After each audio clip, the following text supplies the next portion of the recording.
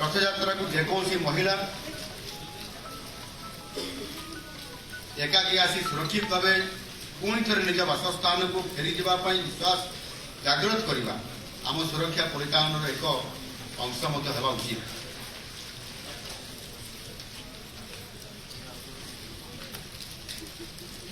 मुझे प्रथम कैमेरा कथा कहली कैमेरा को मॉनिटरिंग करने आम समस्त जो आवश्यक जो मैंने विशेषज्ञ टीम अच्छा से संपूर्ण भाव में फोकस रखा कथा उपयुक्त समय उपरस्थ अधिकारी को रिपोर्ट करने कथा जदि किसी अघटन घटे ताकू रियल टाइम रे उपरस्थ अधिकारी को अवगत करार निहाती